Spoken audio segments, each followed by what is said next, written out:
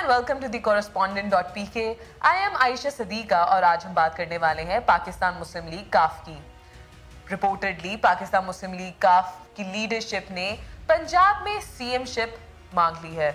उन्होंने गवर्नमेंट और ऑपोजिशन दोनों से डिमांड की है कि अगर वो दोनों उनको प्रॉमिस करते हैं कि उनके काफ लीग से परवेज इलाही प्रॉबेबली उनके कैंडिडेट होने वाले हैं, अगर उनको सीएम बनाएंगे, चीफ मिनिस्टर बनाएंगे पंजाब का, तो वो किसी भी साइड पे जाने को रेडी हैं।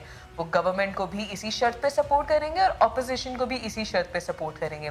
लेकिन यहाँ पे सवाल ये उठता है कि एक ऐसी पॉलिटिकल पार्टी जिसकी नेशनल असेंबली में रिप्रेजेंटेशन सिर्फ 5 सीट्स की है और प्रोविंशियल असेंबली, पंजाब की प्रोविंशियल असेंबली में उनकी रिप्रेजेंटेशन सिर्फ 10 सीट्स की है, इतनी रिप्रेजेंटेशन के बाद अगर वो इस तरह की इम्पोर्टेंट डेजिग्नेशन की डिमांड करें तो क्या ये जायज़ है? क्या ये एक डेमोक्रेटिक डिमांड है?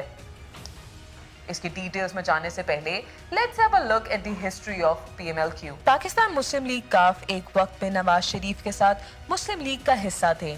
1997 के इलेक्शंस के बाद जब उनके आपस में डिफरेंसेस क्रिएट हुए तो पार्टी टूट गई। उस वक्त की काफ लीग की लीडरशिप ने 99 में होने वाले मार्शल लॉ को सपोर्ट किया। 2002 में ये पॉलिटिकल पार्टी ऑफिशियली बनके सामने आई। इसके प्रेसिडेंट अनाउंस किए गए शुजात हुसैन। 2002 में होने वाली चेंजेस में प्राइम मिनिस्टर बनाया गया शौकत अजीज को, जो कि काफ लीग से ही ताल्लुक रखते थे। 2002 से लेकर 2007 तक काफ लीग की हुकूमत थी जिसको परवेज मुशर्रफ ने बैक किया था। 2002 में हुकूमत में आने के बाद काफ लीग ने नून लीग के काफी सपोर्टर्स को अपनी तरफ रायगा कर लिया। 2008 में इलेक्शंस के बाद पाकिस्तान मुस्लिम लीग फिर से लार्जेस्ट अपोजिशन बन के सामने आई, जिसने काफ लीग के सपोर्ट को काफी ज्यादा कमजोर बना दिया। 2011 में जब यूसुफ रजा गिलानी को प्राइम मिनिस्टरशिप से हटाया गया तो काफ लीग ने पीपल्स पार्टी को सपोर्ट करते हुए राजा परवेज अशरफ को नया प्राइम मिनिस्टर मुंतखब किया। 2013 में काफ लीग ने पीपल्स पार्टी के साथ मिलकर इलेक्शन लड़ा। 2018 में जब पाकिस्तान तहरीक इंसाफ ने इलेक्शन जीते तो काफ लीग ने अपनी अलायंस पीटीआई की तरफ कर ली। काफ लीग की हिस्ट्री हमें ये बताती है कि काफ लीग अपनी पॉलिटिकल अलाइनमेंट्स हमेशा चेंज करते रहे हैं।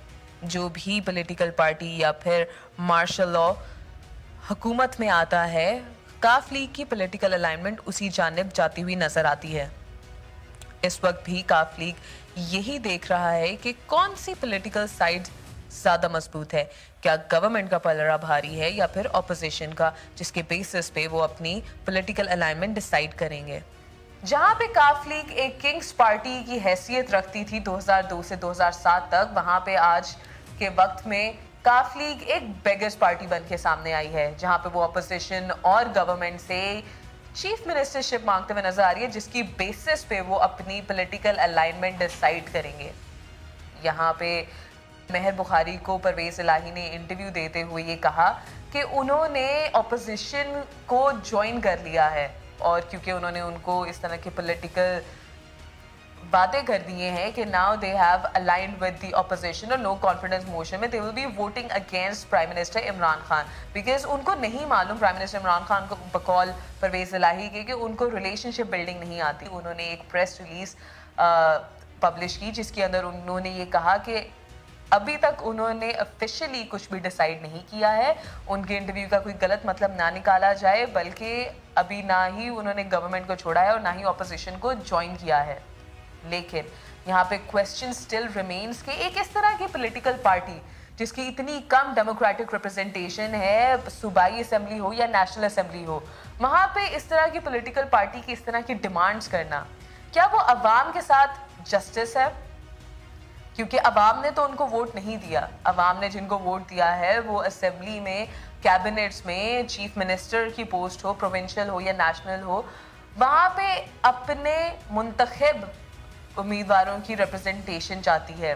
चीफ मिनिस्टरशिप एक प्रोविंशियल असेंबली की हाईएस्ट पोस्ट होती है, तो इस तरह की सिचुएशन में इस तरह की डिमांड्स करना जायज़ नहीं नज़र आता।